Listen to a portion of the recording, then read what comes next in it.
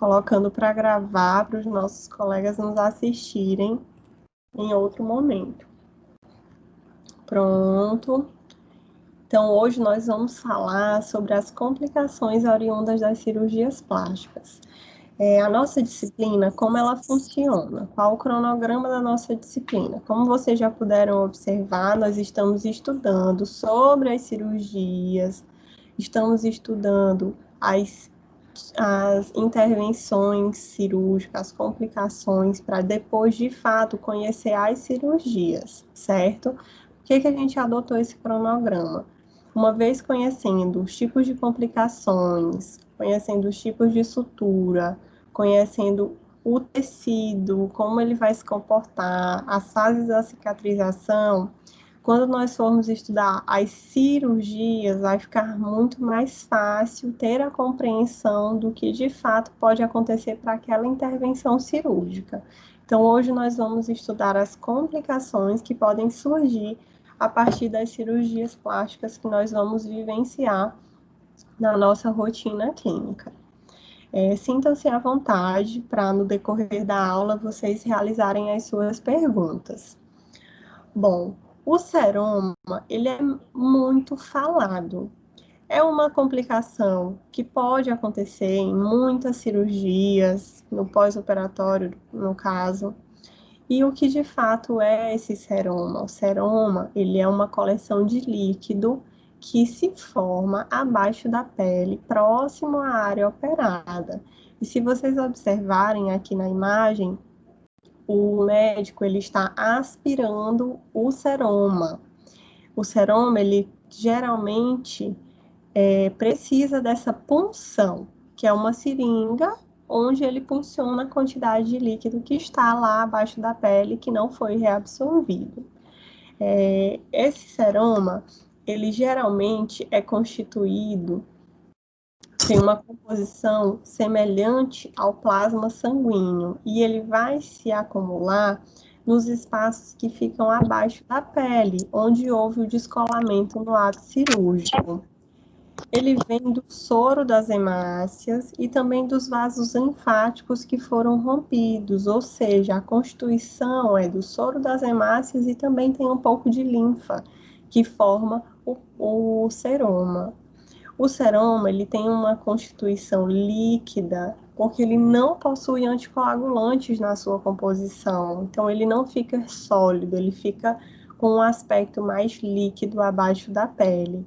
E ele vai se formar logo nas primeiras semanas do pós-operatório. É possível nós identificarmos essa coleção de líquido abaixo da pele no pós-operatório.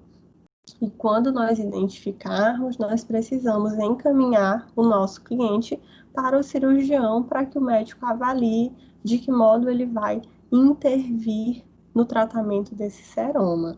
Ele pode ser tanto reabsorvido, que pode ser expelido espontaneamente, ou necessitar de punções repetidas e programadas em um curto espaço de tempo.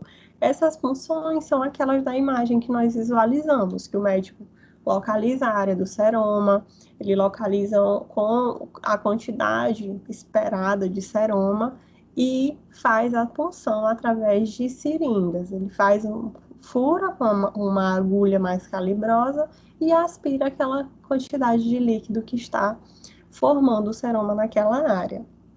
E aí, como nós podemos prevenir essa formação de seroma?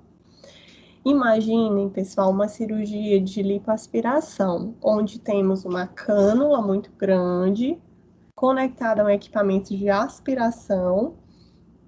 Essa cânula, ela vai fazer o descolamento tecidual e vai aspirar os adipócitos que estão acumulados em uma determinada região. Por onde a cânula passa, ela descola os tecidos, ela descola os planos teciduais que anteriormente estavam sobrepostos e aderidos.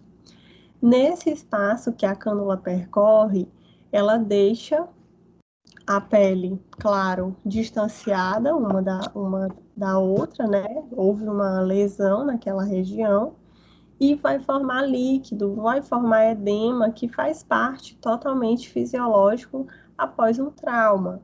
Nessa região pode se formar o seroma. De que modo nós podemos atuar para prevenção do seroma?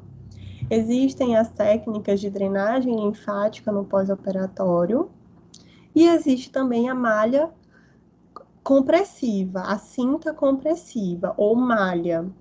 Dependendo da região, essa nomenclatura pode mudar. Ou cinta, ou malha compressiva, ou somente compressa, ou somente uma cinta, que nós aqui na nossa região nós falamos mais cinta mesmo. Essa cinta, ela é primordial no pós-operatório, ela também vai ajudar na prevenção do seroma, porque ela vai garantir que a pele esteja bem firme, bem aderida e que evitem formação de pequenos espaços abaixo da pele que favoreçam o acúmulo de líquido. Tem alguém com o microfone ligado? Eu gostaria de pedir, por favor, que desative o seu microfone. Bom, então, a cinta, ela pode ser potencializada com a utilização de pequenas placas rígidas. Essas placas, elas têm o formato diferente e elas são anatômicas de acordo com a região corporal que elas serão onde elas serão posicionadas. Então, tem a placa rígida para a região do abdômen, para a região dos flancos, para a região lombar, para a região das costas. Elas podem ter um material acolchoado, ela é um pouco rígida, mas ela é revestida por um material acolchoado para não machucar a pele. E tem algumas pessoas que fazem a compressão com placas de EVA, elas são específicas para essa finalidade, certo? Então, a utilização da malha e realizando a compressão adequada, ela minimiza o acúmulo de seroma nos espaços por onde houve distanciamento da pele devido à passagem da cânula, certo?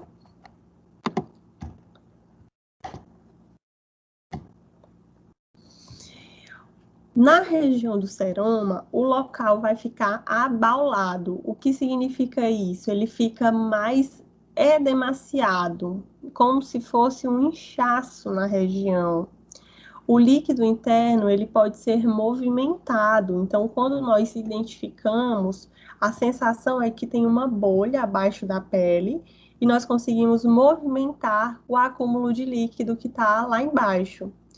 Pode haver dor por compressão dos tecidos periféricos, então o edema, claro, acaba comprimindo os tecidos adjacentes e isso pode promover um desconforto para o paciente. Essa aqui é uma imagem que mostra uma área de edema. Então, percebam que aqui está a área da cirurgia. Essa é a área da cirurgia.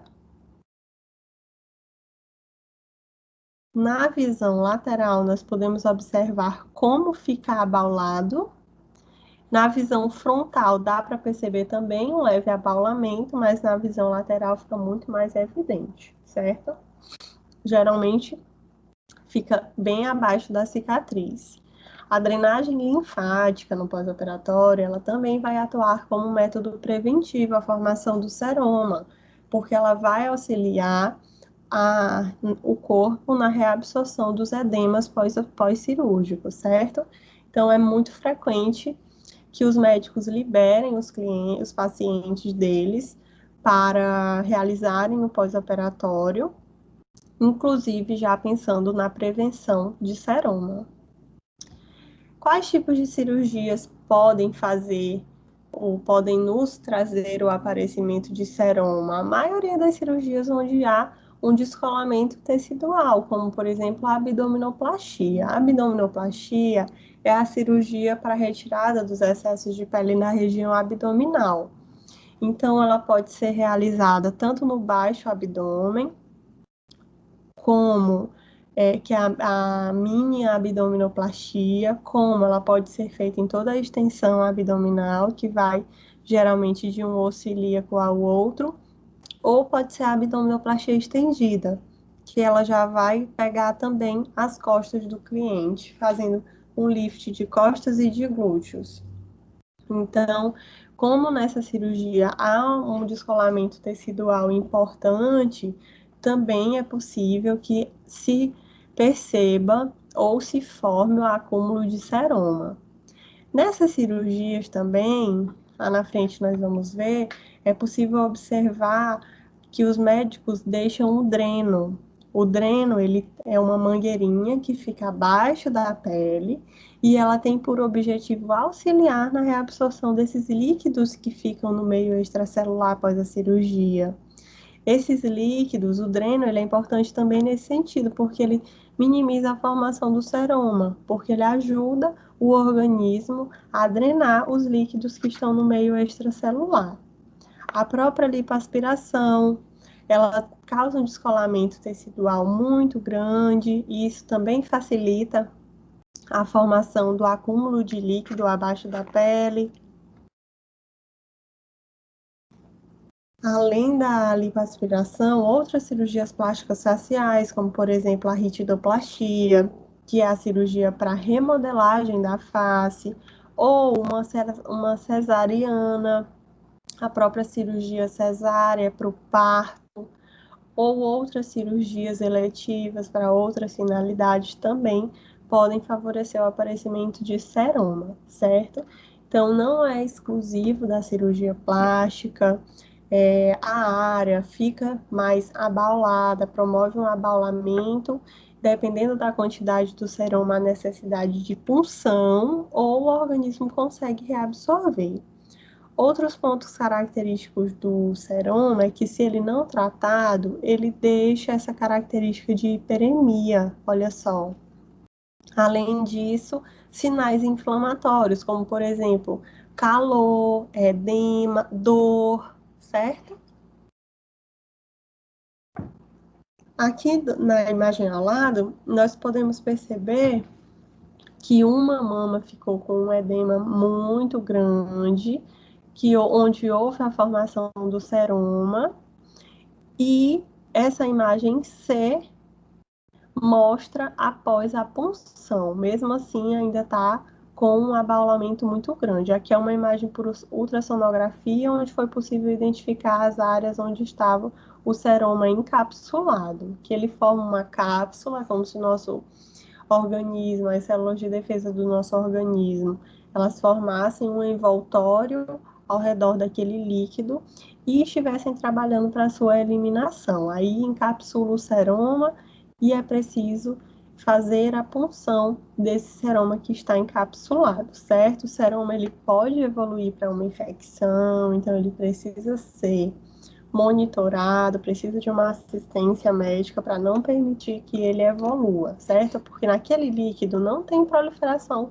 bacteriana, mas pode ser que aconteça, dependendo do período de tempo que ele se encontrar na pele. É por isso que nós precisamos ter o cuidado e reportar imediatamente ao cirurgião quando visualizarmos algo de anormal no pós-operatório do nosso cliente. Ó, aqui ele está fazendo a aspiração. Nesse caso aqui, gente, nem é uma aspiração de seroma, isso aqui é uma aspiração de gordura, tá? É só uma imagem representativa. Porque o seroma, dependendo da sua composição primária, ele pode ser mais claro, transparente ou mais escuro. Essa imagem aqui, olha só, tá vendo como ele usou a própria incisão da cicatriz para poder puncionar o seroma? É porque geralmente o seroma, ele fica logo abaixo da área da cicatriz. Coloquei até uma imagem aqui para vocês olharem. Olhem aqui.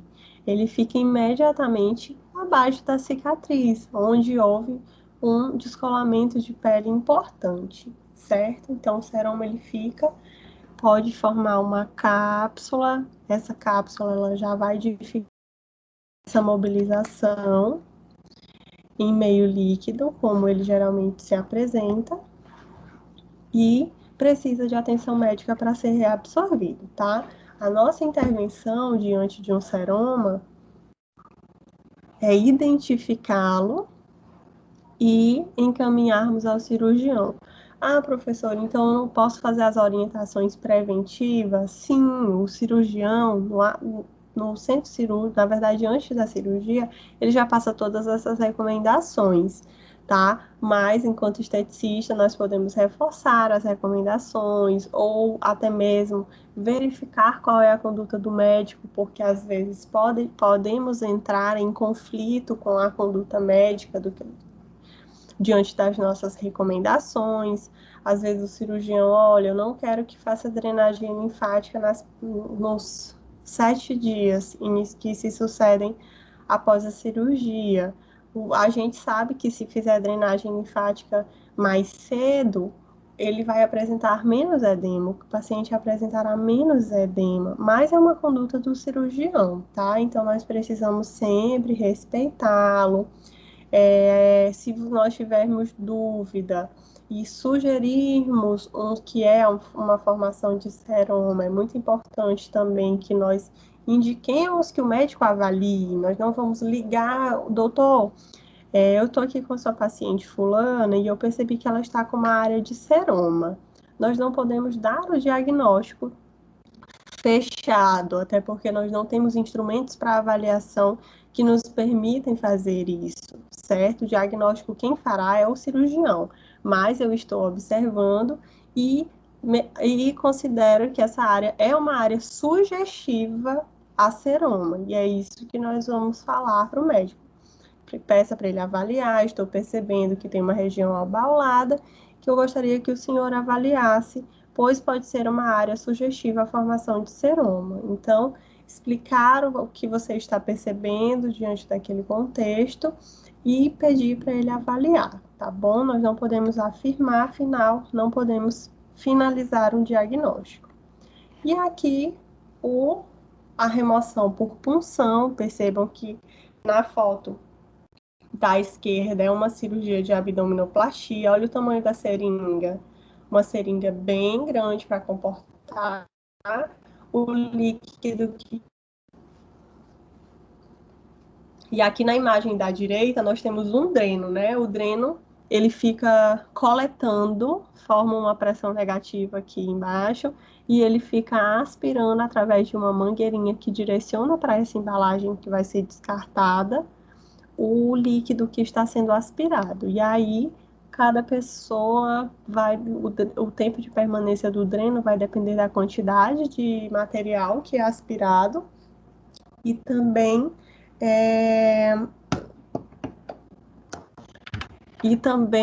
da quantidade de dias. Geralmente os médicos deixam 7, 10 dias no máximo, ou o equivalente a menos que 30 ml. Existem alguns medicamentos que também são prescritos para o acompanhamento, o tratamento com o tratamento do seroma. E aí, dependendo da quantidade do volume do seroma, o médico vai fazer essa prescrição. Cintas ou malhas pós-cirúrgicas, eu trouxe algumas imagens aqui para vocês. As cintas, elas são extremamente importantes para o pós-cirúrgico. O paciente, ele não deve ter só uma cinta, ele precisa ter sempre mais de uma, até porque por pelo menos 3 meses ele vai ficar o tempo inteiro com a malha compressiva, certo? Essa conduta, ela pode mudar um pouco de médico para médico, de cirurgião para cirurgião. Mas é muito comum que no pós-operatório, pelo menos 3 meses, os pacientes fiquem com a cinta pós-cirúrgica. E essa, assim, diferentes marcas diferentes, tem abertura frontal. Essa daqui, por exemplo, ela não tem abertura frontal. Tem a que deixa livre a área íntima para que a pessoa possa realizar suas necessidades fisiológicas, ou tem só essa cinta, que essa daqui não é nem tão indicada para o pós-operatório. Ela é muito utilizada para remodelagem corporal nos tratamentos redutores, tá? Mas para o pós-operatório ela não é muito indicada. O tamanho da cinta, ela vai depender da área que foi operada. Se foi uma área pequena, só região abdominal, essa daqui comporta muito bem. Se a pessoa aspirou abdômen, flancos, culote, aí tem que ser uma maiorzinha que pegue essa região. E se aspirou até o interno de joelho, tem que ser uma malha que pega até abaixo do joelho. A mesma coisa vale aqui para a área superior. Se fez só uma cirurgia de mama, tem só o sutiã pós-operatório. Se foi uma cirurgia de lipoaspiração de braço, a malha ela vem até aqui, abaixo do cotovelo, ok? Então, cada uma delas vai ter um tamanho diferente, que vai ser comprado de acordo com a intervenção cirúrgica. E aí, enquanto uma está ajustando na costureira, afinal, elas vão ficando folgadas muito rápido, porque a pessoa fica muito edemaciada e depois vai diminuindo. Enquanto uma está ajustando, a outra está no corpo, certo? É muito importante que o paciente não descuide da utilização da malha. Quem não gosta, quem acha um saco, quem acha que não vai adiantar de nada, acredite, uma malha pós-cirúrgica ela faz toda a diferença no pós-operatório. Aqui tem as de mama, e essas que são só uma camisetinha. Essa daqui, ela tá só com a cinta frontal, não é inteira. Existem várias outras que são inteiras. Essa placa aqui, esse disco, é que é a placa rígida que eu mostrei, que eu expliquei para vocês lá no início. Abaixo da cinta, esse disco arredondado, ele vai ser posicionado de modo que faça uma compressão maior ainda na pele, certo? Então, aqui ela abriu o fecho frontal, posicionou e vai fechar novamente os colchetes até finalizar, certo? Essa daqui é a tala compressiva para os flancos, essa daqui para a região da coluna e lombar. E os drenos, como é que eles funcionam? São pequenos recipientes. Essa mangueirinha do dreno é a que fica externa. E aqui por dentro da pele, próxima da área de cirurgia, ficam pequenas mangueiras bem fininhas que elas têm uma aberturazinha em toda a sua extensão. Ela é cheia de buraquinhos. Esses buraquinhos justamente servem para captar o líquido que está no meio extracelular, certo? E aí ele fica, ó, se vocês observarem, ele é suturado, rapidinho, deixa eu só colocar aqui para ficar mais aparente para vocês. Na apresentação, ele ficou um em cima do outro.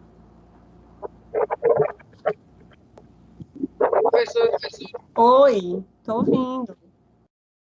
boa tarde. Boa tarde. O seroma, assim, apalpando, ele tem aspecto mais molinho, ele tem um aspecto duro, rígido, porque a senhora disse que o seroma, ele é um líquido, né? Mas ele é mole, assim, ao tocar, ou ele tem uma aparência, assim, dura? Ele é macio. A gente sente o líquido abaixo da pele. Então, nós vamos sentir essa movimentação do líquido abaixo da pele, entendeu? O tecido ele fica bem mais macio, como se eu estivesse movimentando de fato o líquido lá embaixo. Ah, tá. E aqui, pessoal, na imagem, tá reproduzindo? Não, né? Tá reproduzindo? Não? Não, Não. não está reproduzindo. Certo. Só um instante.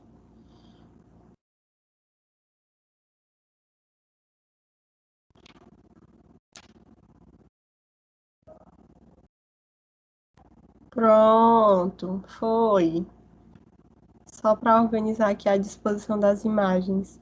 Vejam que o dreno, ele é posicionado por dentro, como eu expliquei, ele tem o coletor, pequenos orifícios que vão captar o líquido que está no espaço extracelular para dentro desse tubo, e facilitar a sua eliminação, certo? Claro que o sistema linfático também vai atuar aqui nesse momento, fazendo a reabsorção dos líquidos que estão em demasia, mas o dreno ele é muito importante. Algumas cirurgias onde há muito deslocamento tecidual, o médico opta por colocar o dreno no pós-operatório.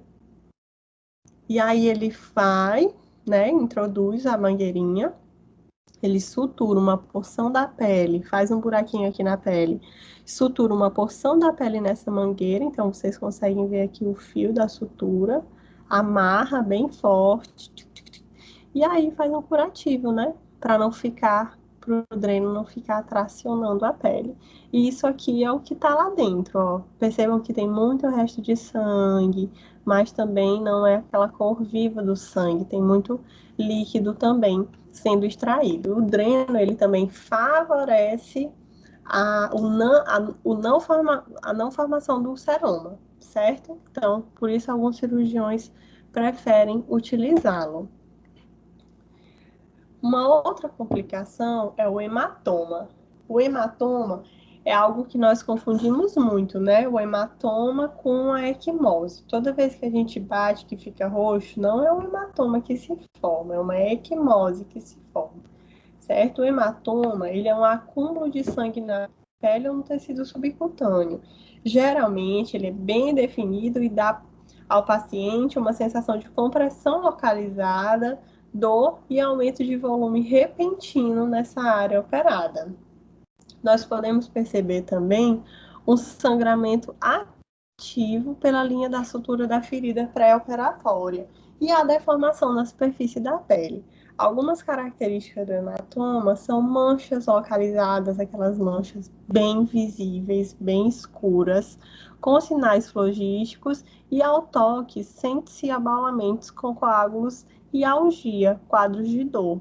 Quando não há deiscência, é necessário um procedimento para punção para evitar um processo inflamatório mais extenso, de acordo com Vieira e Soares em 2009. O tratamento do hematoma precisa ser avaliado.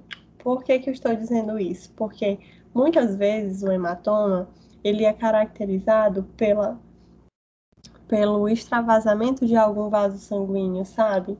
Então, o médico sempre vai avaliar se há, de fato, um vaso que está lá embaixo da pele, se há uma deiscência. O que é a deiscência, professor? É o afastamento das bordas da incisão cirúrgica. Então, o médico sempre vai verificar se há uma deiscência ou se não há uma deiscência. Se houver um vaso sangrando e esse vaso é o que está causando o hematoma, se porventura não parar em um determinado período de tempo, o médico vai precisar acessar novamente a área cirúrgica, procurar o vaso que está sangrando e fazer uma coagulação desse vaso para que ele pare de infiltrar sangue nos tecidos. Imagina os tecidos encharcados de sangue, eles vão ficar com aquela coloração bem escura mesmo, não me refiro nem ao roxo, muito mais escuro, bem preta mesmo a área, que é caracterizado pelo hematoma. Eu coloquei uma imagem aqui do hematoma. Ó, um hematoma na região da orelha, ó. Fica com uma coloração mais escurecida, mais avermelhada. Percebam que aqui já tem um infiltrado tecidual importante, certo? Então, tem hematomas também mais extensos, podem se formar em outras áreas corporais. Já a equimose, ela tem uma característica diferente. A equimose, ela também é caracterizada por uma infiltração de sangue na malha dos tecidos, ou seja, através dos capilares sanguíneos, porém ela vai aparecer como uma mancha que tem alterações cromáticas. O que significa isso? Geralmente ela vai aparecer como uma mancha mais forte, mais vinho, mais roxa, bem escura mesmo, e ela vai clareando com o passar dos dias. Então, antes ela era roxa mais escura, agora ela já é uma roxinho mais claro, depois ela vai ficando mais amarelada, mais esverdeada, até finalmente desaparecer. Então, a equimose ela tem essa característica de passar por várias cores até finalmente desaparecer. Ela vai surgir, pessoal, a partir da ruptura dos capilares sanguíneos. Quando eu falo capilares sanguíneos, não estamos falando de capilar do couro cabeludo, e sim dos vasos sanguíneos, dos capilares sanguíneos. Então, uma vez um vaso rompido, o que nós vamos perceber é a formação de uma equimose. E ainda ela tem essa característica de alterações cromáticas. Ela pode ocorrer através de um trauma, por exemplo, sofrer uma pancada, ou ela pode surgir também em pacientes que tenham doenças hematológicas, algumas alterações clínicas específicas, no pós-operatório de cirurgia plástica devido ao trauma. Então, se você já tem a concepção de que se eu bater determinada área corporal em algum local, eu já tenho quase certeza de que eu vou ficar roxa. Tem gente que automaticamente triscou o braço na parede, ai, vai ficar roxo. Essas pessoas provavelmente têm uma fragilidade capilar mais evidente. Isso é absolutamente normal. Imaginem essa pessoa sendo submetida a uma intervenção cirúrgica. Se for uma lipoaspiração, gente, eu nem sei, ela vai ficar muito machucada, porque há um trauma muito grande na passagem da cânula e a tendência é que se formem muitas equimoses nessa região. Tratamentos para equimose. Existem alguns que são muito interessantes, como, por exemplo, a drenagem linfática manual. Conforme nós manipularmos o tecido para reabsorção do edema, também é possível verificar uma melhora importante nas equimoses. Outro ponto, microcorrentes, é uma técnica que usa corrente de baixa frequência. Nós estudamos semestre passado essa técnica e ela vai atuar muito também para a redução do edema em pós-operatório, assim como para a redução das equimoses pós-cirúrgicas. E as compressas também, as compressas elas irão, compressas frias, elas irão auxiliar nessa reabsorção de uma equimose mais evidente. Aqui nessa imagem, nós temos, gostaria de chamar a atenção de vocês para uma equimose. Percebam a característica da equimose. Aqui ela fez uma cirurgia plástica de nariz. Professora, eu não acredito. Como essa paciente fez uma cirurgia de nariz se o olho dela está mais comprometido do que o próprio nariz? E aí, o que é que vocês acham?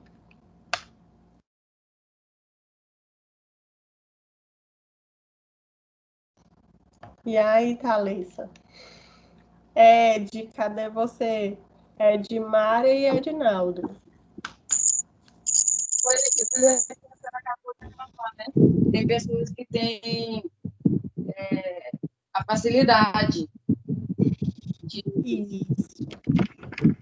Isso mesmo. Tem pessoas que têm muito mais facilidade, que tem pessoas que mal se tocam e já está aparecendo uma equimose, tem pessoas que não fazem nada e de repente já aparece uma equimose, enfim.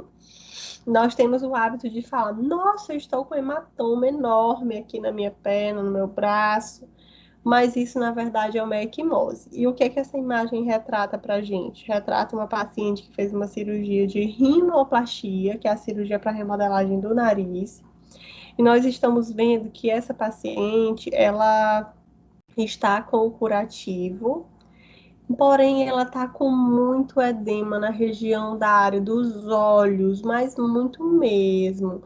E de fato, eu não entendo, professor, o porquê que essa mulher ficou com tanto edema na área dos olhos. Gente, a rinoplastia, dependendo do tipo de cirurgia, ela tem ela pode ocorrer o desgaste ósseo, que é esse desgaste do osso da base nasal. Se houver desgaste ósseo, muito provavelmente ela vai ficar com essa região de edema significativo na região da área dos olhos, certo? No sexto dia, eu quero chamar a atenção de vocês. olha como ela já está muito, muito melhor. Percebam aqui, os olhos extremamente menos inchados e com a equimose já quase que 100% absorvida, certo? Então, esse é um quadro bem típico de equimose. Isquemia. Gente, a isquemia, ela é definida, é caracterizada como uma situação de fluxo sanguíneo arterial, insuficiente às necessidades metabólicas teciduais. O que significa isso? Que a isquemia, ela vai ser dada quando há deficiência de aporte sanguíneo para aquela região. Pode ser decorrente de causas funcionais ou mecânicas. Em que sentido? Uma causa funcional é o impedimento da circulação para um determinado membro. Vai impedir que o sangue chegue, que chegue oxigênio para aquela região e vai se tornar uma área isquêmica. Uma causa mecânica, uma intervenção cirúrgica. Se o cirurgião tracionar demais o tecido, ele vai fragilizar vaso linfático, vai fragilizar vaso sanguíneo e isso vai comprometer com certeza a cicatrização do paciente. Então, quero chamar a atenção de vocês para essa imagem bem aqui. Aqui eu tenho um pós-operatório de abdominoplastia com reposicionamento da cicatriz umbilical e tenho duas saídas de dreno bem aqui, olha só, certo? E aí o cirurgião já fez uma marcação aqui, ó. Provavelmente ele marcou onde estava e ela está retornando com mais áreas, ó, de isquemia, certo? Então, o que que fica pra gente? Que essa isquemia, ela pode ocorrer de uma maneira muito sutil. Mas se ela não for tratada logo, ela pode evoluir, certo? Essa daqui é uma complicação que pode evoluir. E a evolução da isquemia é uma outra complicação, que é a necrose. A necrose é quando há uma morte das células daquela região e não há o que nós possamos fazer para a necrose. A necrose, se não tratada também, ela pode evoluir e causar perdas importantes de tecido daquela região. Então, olha só, a intensidade e a gravidade da isquemia dependem do grau de obstrução vascular total ou parcial, podendo ocorrer de forma rápida ou, se a isquemia for prolongada, ela pode provocar uma necrose tecidual, certo? Então, aqui a imagem, como eu mostrei para vocês, ela já tem uma certa marcação que provavelmente pode ter sido de dias antes, onde o médico marcou, para verificar se ela estava evoluindo ou não. E a necrose consiste nessa fase aqui, gente. Olha que chocante. Antes era assim, uma área de isquemia.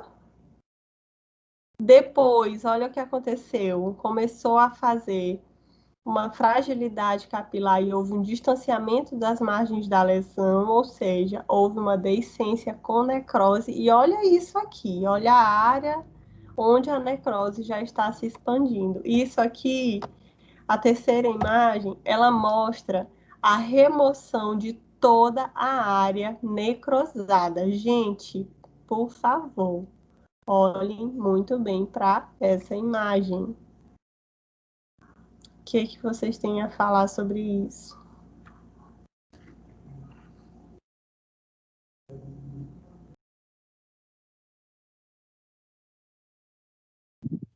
Eu estou chocada. Eu acho que minha pressão baixou, sério. Eu não gosto de ver isso. Eu já vi uma necrose, professora, mas só que não chegou a esse ponto. Você já presenciou uma necrose? Quando eu estagiei. Tu és de qual área, Thalissa? Técnica de enfermagem. Certo. Então, ela não chegou a evoluir até esse ponto, né? Eu nunca tinha visto, não. Quando eu estagiava, eu nunca vi esse ponto, nunca chegou a esse ponto. Não. Pois é, porque assim, imaginem, gente, que para chegar a esse ponto, com certeza não foi do dia para a noite, tá? Esse é o primeiro ponto. Então, é muito importante que a gente reconheça desde o início, olha só, bem aqui no início, quando já estava apresentando sinais de isquemia, nós temos que intervir. Fazendo o que, professor? O que eu posso fazer? Recursos que melhorem a vascularização dessa região. Então, uma drenagem linfática ou um laser terapêutico, uma fototerapia de baixa intensidade, nossa, vai ser muito bem-vindo. E aí eu recomendo vocês a voltarem lá para os nossos slides, para as nossas aulas lá da disciplina de eletroterapia, porque lá nas aulas de fototerapia vocês vão verificar como a luz tem um efeito terapêutico importante para o metabolismo celular. Imagina que se nessa área aqui eu intervisse com uma fototerapia e conseguisse melhorar o aporte sanguíneo, melhorar a atividade celular dessa região que já está apresentando uma deficiência, ela não evoluiria para a segunda foto e muito menos para a terceira. Porque o tecido que já estava apresentando sinais de insuficiência circulatória, eu já vou conseguir vascularizar essa região. Então, eu já vou prevenir que se forme, que se evolua para uma necrose. Deu para entender? Sim. Pois é, a necrose ela é bem uma das complicações mais graves que nós temos no pós-operatório. E aí, gente, necrose, o que é essa tal da necrose? Necrose é a morte da célula ou parte de um tecido que compõe o organismo vivo. E pode entrar em necrose quais regiões? Só as regiões que foram operadas? Não. Qualquer área, uma ferida, ela pode evoluir para necrose se não tratada. É a manifestação final de uma célula que sofreu uma lesão de maneira irreversível. Em outras palavras, é quando param as funções orgânicas e os processos reversíveis do metabolismo. Olhem aqui essa imagem. Também é uma abdominoplastia. Vejam bem. Gente, as cirurgias de abdominoplastia, elas precisam ser muito observadas. Sabe por quê? Porque a gente tem um descolamento de pele muito grande. Isso aqui geralmente ocorre em paciente fumante. É por isso que às vezes o cirurgião plástico prefere nem operar, porque ele sabe que é um paciente que tem muita probabilidade em desenvolver uma complicação pós-cirúrgica, certo? E aí, olhem aqui. Essa paciente, ela olha o umbigo dela, já tem uma probabilidade muito alta de estar necrosado, e toda essa região aqui, próxima à área da cirurgia. Imagina que essa área aqui, ela estava lá em cima antes, né? E na cirurgia ela foi reposicionada para essa parte do abdômen inferior. Se o médico tiver puxado demais, também pode ser um ponto positivo para aparecimento de uma isquemia e evoluir para uma necrose, sabe?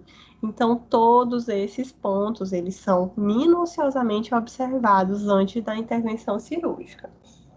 A necrose tecidual, ela é provocada pelo comprometimento vascular do tecido e pode provocar uma cicatriz de maneira permanente. Vocês acham mesmo que essa cicatriz, bem aqui da terceira foto, ela vai ficar de novo linear como ela já foi um dia aqui nessa cicatriz, a número 1?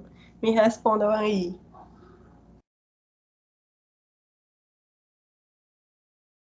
Eu acho que não. Muito provável que não. Não fique. Porque, gente, percebam que toda essa área ela já está com as bordas fragilizadas. o médico ele não vai conseguir suturar novamente, porque a sutura não vai fixar, não vai pegar essa sutura. Então, essa cicatrização aqui, ela vai ser por terceira intenção. Ela vai reepitelizar o tecido, mas jamais vai me caracterizar uma cicatriz fininha, uma cicatriz linear. Vai formar um tecido cicatricial mais extenso, mais irregular, certo? E existem também, claro, os tipos de necrose. Se essa necrose ela tiver mais superficial, a nível epidérmico, é possível que não se formem cicatrizes, como nós podemos ver também aqui nessa imagem, olha só.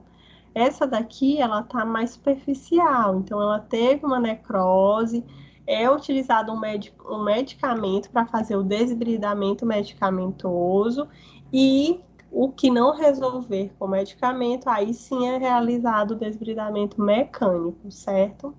Os sítios mais comuns dessa lesão são as áreas pós-auricular e a mastoidea.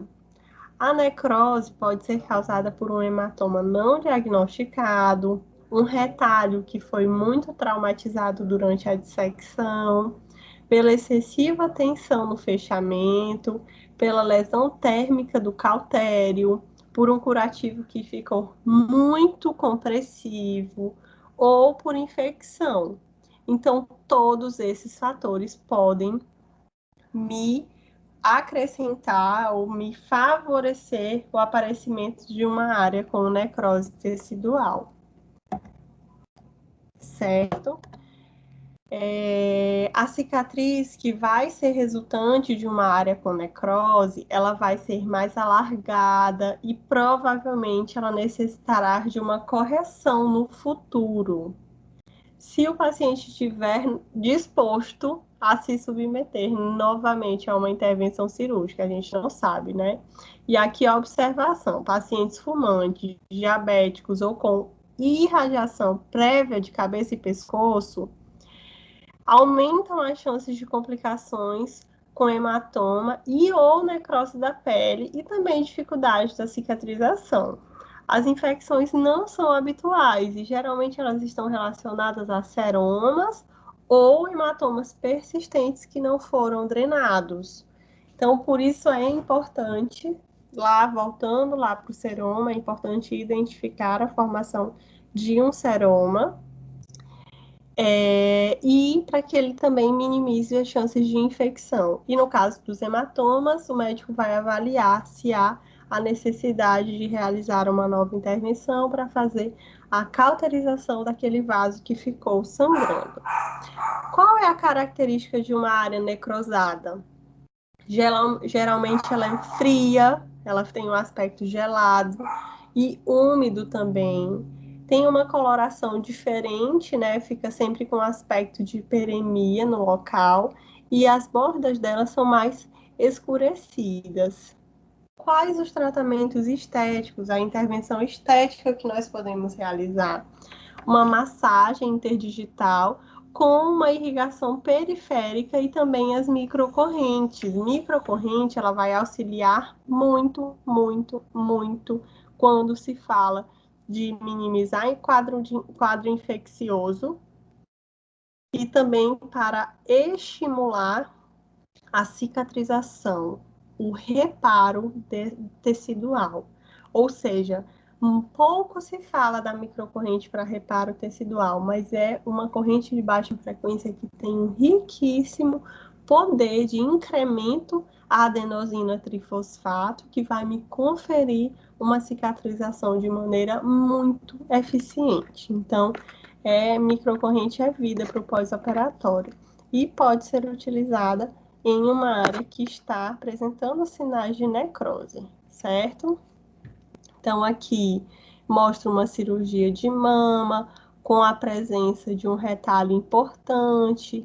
Lembrando que, se essa sutura ficou muito apertada, ela pode tranquilamente fazer com que haja uma dificuldade de retorno circulatório. Aqui nós temos algumas imagens da reconstituição mamária por uma cicatriz no na auréola, né, no complexo auréolo-mamilar, e aqui uma incisão para redução do complexo auréolo-mamilar, é uma mastopexia redutora, e essa cicatriz ela fica em formato de T invertido com recorte de todo o complexo auréolo-mamilar. Ok, aqui uma cirurgia onde o médico fez essa demarcação aqui, provavelmente o mamilo dele era muito apontado para baixo, e ele retirou uma porção de pele e fez uma ressutura para melhorar o posicionamento do mamilo. Olha como era e como ficou. E aqui aquela imagem bem chocante que nós vimos anteriormente. Percebam, olha só que interessante. Gente, essa área aqui, eu não sei afirmar para vocês se essa paciente é aquela das imagens anteriores, mas eu quero que vocês percebam que essa região ficou com essa característica aqui, olha, parece que foi um tecido extremamente manipulado e sofreu bastante, é por isso que ele tem essa característica. E aqui embaixo ele conseguiu fazer uma ressutura, mas percebam que a pele está muito sensibilizada. Percebam ainda que aqui, ó, onde eu estou com o cursor, na extensão da cicatriz aqui do lado direito, há outras áreas com deiscência, olha só, mais 2 pontos de deiscência. Então, provavelmente, esse paciente fez alguma coisa que não deu muito certo o pós-operatório dele, certo? Muito provavelmente ele mexeu ou tinha hábitos nada saudáveis. E aí, gente, quem espera ir para um centro cirúrgico e ficar com uma cicatriz totalmente inestética como essa daqui? Quem espera se submeter a uma cirurgia de tão grande porte como essa, como uma dermolipectomia de abdômen, e ficar meses hospitalizado porque a área da cirurgia não fecha? É por isso que quando a gente fala de pré e pós-cirurgia, nós precisamos reconhecer os recursos disponíveis para saber, inclusive, orientar o médico, doutor, essa paciente é fumante, mas eu tenho esse recurso aqui que vai melhorar muito a oxigenação da pele dela no pré-operatório. Vamos fazer esse recurso para prevenir e para melhorar o pós-operatório dessa cliente, que pode complicar.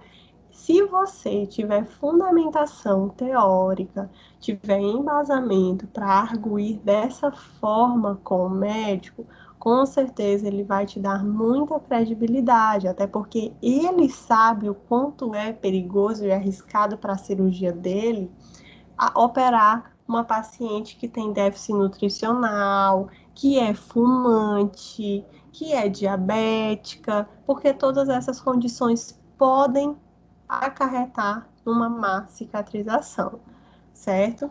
Então, nós temos infecções, complicações por infecção, por necrose, por irregularidade do tecido adiposo, ou seja, fica mais fundo do que outras áreas. Temos hematomas e também outras deformidades cicatriciais que nós também já estudamos.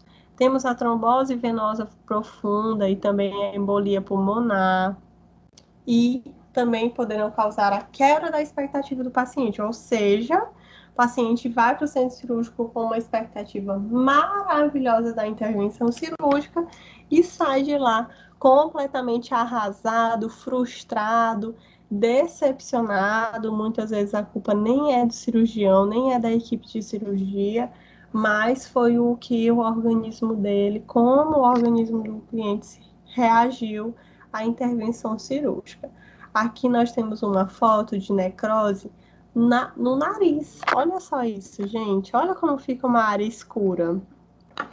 E aí eu gosto sempre de falar para os alunos uma coisa muito importante. Você não vai, como eu já falei, dar para o médico, enviar para o médico, ou ligar para ele, escrever no receituário, afirmando que é uma área de necrose, mas você vai dizer que é uma área sugestiva, necrose, e pede para o doutor avaliar, certo? Os cirurgiões, eles gostam desse respeito, e é muito importante que nós saibamos como conduzir.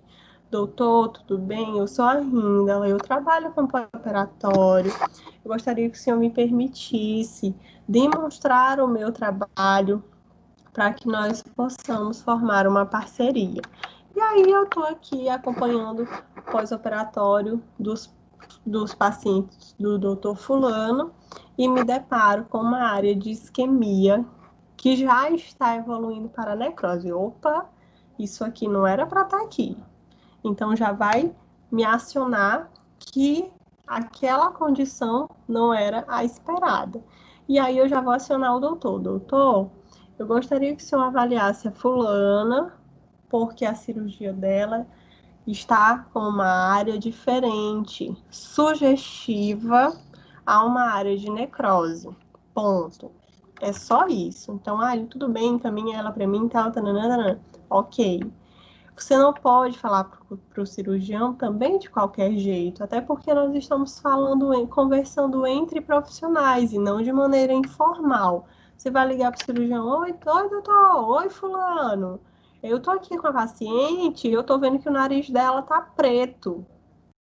Eu acho que sei lá, tá preto aqui, tem um cascão preto. Sentiram a diferença de falar de uma maneira formal, com um profissional da área, do que falar de qualquer jeito? Isso faz toda a diferença, ok? Então, nós precisamos nos adaptar aos termos técnicos para poder tratar com o cirurgião de maneira adequada. E aqui, Thalessa, será que foi mais ou menos assim que você viu? Menor, né? Mas nessa área. Que área é essa, gente? Essa é uma área da região sacral, acima do bumbum. Essa é uma área de extremo contato em pacientes que estão acamados. Então, às vezes, essa é uma ferida chamada popularmente de escara, ou chamada de úlcera de decúbito. A úlcera de decúbito, ela é causada, claro, pela pressão excessiva e ela pode se formar na região sacral, nos cotovelos, na cabeça, no calcanhar, nas costas. São as áreas que ficam maior parte do tempo em contato com a cama. Isso para pacientes acamados, obviamente. E essa região escurecida é uma área de necrose, ou seja, poxa, por que deixaram ficar? Aparentemente ele está até no hospital aqui, né? Poxa, por que deixa formar uma escara deste tamanho?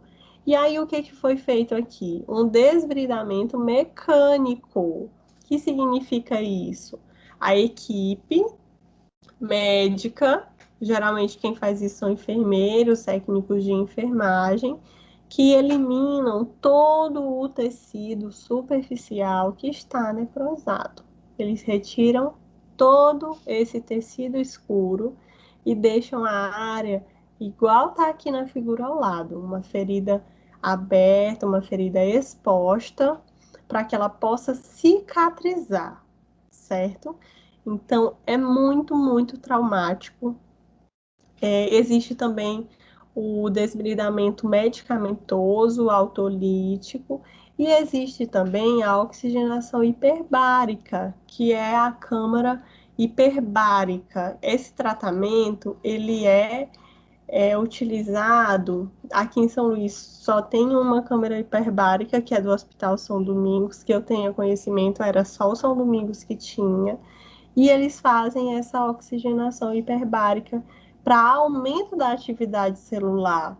A pessoa fica em uma câmara com uma pressão de oxigênio estável para que as células do organismo dela respondam, melhorando esse quadro de infecção, quadro de feridas. Existem também banheiras que têm a quantidade de oxigênio aumentada da área. Enfim, muitos tratamentos que podem servir para melhorar esse aspecto de reparo. E aí, gente, eu chamo a atenção de vocês mais uma vez. Esteticista trabalha com pele. É ou não é? Sim, a gente passa o curso inteiro estudando pele. Então, nós precisamos saber como lidar com feridas, não com esse tipo de feridas aqui, porque não é esse tipo de ferida que nós vamos encontrar na nossa cabine de estética, mas com as feridas do pós-operatório. Eu preciso identificar se essa ferida está úmida, se ela está produzindo secreção. Então, é muito importante reconhecermos para podermos, pelo menos, orientar o paciente, entender que aquela área de ferida ela pode se tornar uma área de infecção, e aí o tratamento para infecção já precisa da antibiótico terapia, enfim, reconhecer de um modo geral. Tudo bem até aqui? Tudo bem? Tudo certo? Sim. Dando continuidade, nós vamos agora para outra complicação, que são as deiscências.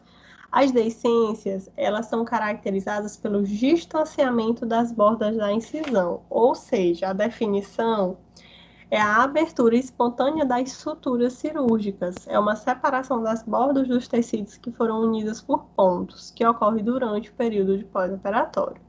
A deiscência geralmente vai ocorrer nos primeiros dias do pós-operatório. Na maior parte das vezes, a complicação só se torna clinicamente óbvia entre o 10º e o 14º dia, quando após a retirada dos pontos, a pele se abre de maneira espontânea, feito um zíper. Vocês já pensaram na pessoa tirar o curativo e de repente ela se deparar com uma área de ferida aberta, ou seja, houve uma deiscência naquela região? Nossa, gente, é muito desagradável. A evisceração é procedida pela eliminação de uma secreção serosa sanguínea. É comum observar-se a ausência de processo inflamatório típico das bordas da incisão nas cicatrizes normais, falta de sensibilidade e também falta de oxigenação. A deiscência ela fica mais sensibilizada, nós não vamos verificar aquele processo inflamatório que é muito visível numa cicatriz imediata. Pode acontecer também uma deficiência na oxigenação, uma deficiência na sensibilidade. A deiscência, nós também temos que trabalhar para prevenir essa deiscência, como professor, orientando o nosso cliente a evitar esforços, ou seja, a levantar da cama utilizando os braços, porque isso gera um esforço físico, a não se deitar de maneira ereta se for uma cirurgia de abdômen, respeitar que aquela área da cirurgia ainda é uma área que está em cicatrização, então ela tem que ser pouco mobilizada. Toda vez que for trabalhar próximo dessa área, imobilizar a cicatriz para você não fazer um tracionamento esticando essa cicatriz, ela pode ficar uma cicatriz alargada também. E como tratamentos estéticos, nós podemos utilizar a massagem, o laser de baixa potência, o LED vermelho de baixa potência, as microcorrentes também vão ser ótimos recursos para a melhora desse quadro, além, claro, das terapias manuais que vão auxiliar a oxigenação e também a oferta de sangue, de irrigação sanguínea para aquela área. Olha só esse quadro aqui de deiscência. Nossa, muito, muito chocante, né? Dá para ver o globo ocular da pessoa lá do outro lado. Certo? Então, a deiscência, essa é uma cirurgia palpebral, é uma cirurgia de blefaroplastia, onde o objetivo é remover o excesso de pele da região da área dos olhos, tanto da pálpebra superior quanto da pálpebra inferior. Não dá para saber qual foi o motivo, isso pode, claro, até ter sido favorecido por uma condição fisiológica do paciente, por exemplo, é uma paciente fumante, é uma paciente ex-obesa, enfim. E aí, olha só, há um distanciamento das margens da lesão. Como ela fica com esse aspecto mais edemaciado, ela impossibilita uma ressutura, ok? A fibrose é outra complicação muito presente em pós-operatório, especialmente de lipoaspiração. Oi? A decência, ela rompe porque já está surgindo uma necrose? Não, não necessariamente. Ela pode ser ocasionada só pelo excesso de tração no tecido. Não tem nada relacionado à necrose. Agora, a deiscência ela pode evoluir para uma infecção, pode evoluir para uma área de isquemia e pode evoluir para uma necrose, certo?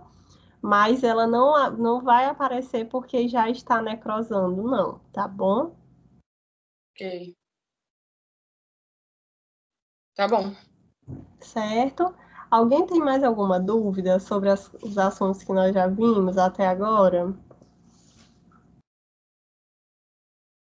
Então vamos lá. A fibrose, ela é muito frequente em cirurgias como a lipoaspiração, a abdominoplastia, lipoaspiração de qualquer região corporal.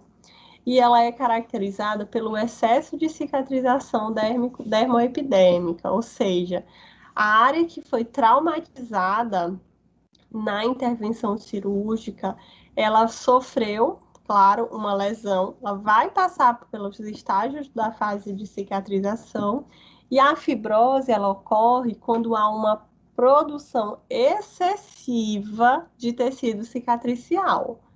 Ou seja, estou numa fase proliferativa, que é nessa fase onde os fibroblastos começam a se reproduzir, a produzir o colágeno cicatricial. Então, se eu realizar intervenções que irão estimular em demasia o fibroblasto que já está produzindo pela sua própria natureza o tecido cicatricial, é muito provável, muito provável, que eu tenha um quadro de fibrose, certo?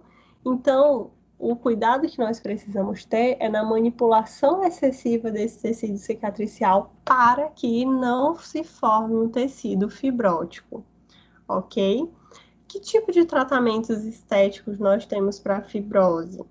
A radiofrequência, quando ela atua em 37 graus, ela estimula uma proteína HSP37. E essa proteína, ela tem o potencial de degradação do colágeno, ou seja, ela estimula a colagenase, diferente de quando eu tenho uma temperatura mais alta na radiofrequência, onde eu preciso estimular o fibroblasto por um mecanismo de termolesão controlada. Então, a radiofrequência, ela vai ser utilizada tanto para estimular o fibroblasto quanto para mobilizar, para favorecer a distensão dessa rede de fibrose que foi formada em excesso abaixo da pele e fazer com que ela se torne mais maleável. A fibrose, gente, ela tem uma característica de deixar o tecido irregular. Então, muitas vezes o profissional só olha e não consegue compreender se aquilo é fibrose ou, pior ainda, se há ausência de tecido adiposo. Às vezes o médico aspira muito superficial e acaba deixando buracos mesmo na pele do cliente, certo? E existe também a massagem, a terapia manual, onde nós realizamos técnicas de tração, de estiramento, de fricção. Existe também a endermologia, nós até usamos recentemente nas nossas aulas práticas, onde o objetivo é promover uma remodelagem corporal Porém, diferente da estética corporal, nós utilizamos a endermologia para o pós-operatório numa potência mais baixa e já no pós-operatório bem tardio, quando já houver fibrose, ok? Ela é ótima para tratar fibrose. A drenagem linfática manual, onde o objetivo é fazer uma mobilização linfática. O ultrassom terapêutico de baixa potência, onde nós vamos ter também uma melhora considerável dos quadros de fibrose por conta da energia ultrassônica que vai me flexibilizar. Olha só essa fibrose em lipo de papada.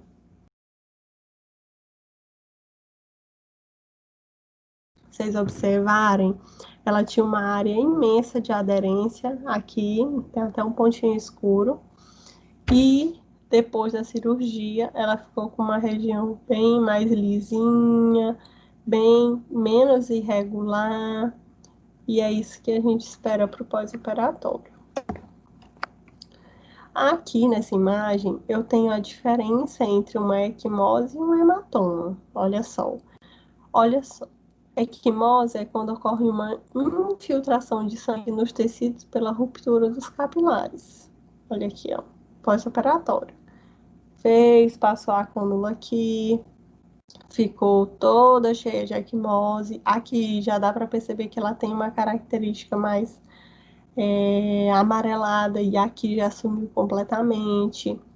Essa região aqui também é uma área me parece, uma área de braço, acredito eu, que está com um trauma muito evidenciado. Aqui neste senhor, a área dos olhos e aqui toda a região lateral do corpo. Essa daqui, esse hematoma, provavelmente ele é oriundo de um acidente ou de alguma condição vascular que dificultou a qualidade do retorno linfático para essa região, para todos esses vasos aqui, ó. Olha só, todo o lado esquerdo deste homem está comprometida a circulação. E as cicatrizes, gente? Cicatrizes, de um modo geral, a cicatriz, ela vai ser o resultado de uma lesão. Ou seja, fez uma intervenção cirúrgica, vai ter uma cicatriz, porque o tecido será lesionado no centro cirúrgico. Essa lesão, ela pode ser na cirurgia plástica intencional, proposital, ou ela pode ser de uma origem acidental, certo? A cicatriz final, secundária a um processo de reparação, ela é variável, não podemos prever, é completamente imprevisível. Por qual motivo? Porque vai depender de N fatores, como, por exemplo, a própria condição do organismo em cicatrizar. Se o meu organismo nunca foi acostumado a cicatrizar, o que eu vou poder oferecer para ele? Como é que eu posso esperar para que esse organismo cicatrize de uma maneira saudável, boa, linear, excelente, sendo que eu tenho uma disfunção, por exemplo, não tem como. Então, olha só, posso ter uma cicatriz fininha, linear, ou eu posso ter uma cicatriz atrófica que causa uma desordem no aspecto físico externo do organismo. Essa mulher aqui provavelmente ela fez cirurgia de apêndice e uma cirurgia cesariana, certo? Não temos como afirmar. E essa aqui da minha direita, ela está com uma cicatriz hipocrômica, tá um pouco mais abaixo do tom da pele dela, mas se fosse eu nem mexia nisso. E também uma cicatriz com característica de cicatriz hipertrófica, né? A cicatriz hipertrófica, ela tem essa característica de ser um pouquinho mais aumentada que o nível da pele. E olha só, essa cicatriz de mama aqui. Quando ela solta essa mama, é muito provável que essa cicatriz ela não fique escondida, porque ela está muito alta. Vocês conseguem perceber? Ela está alta. ela poderia ter ficado um pouco mais aqui embaixo.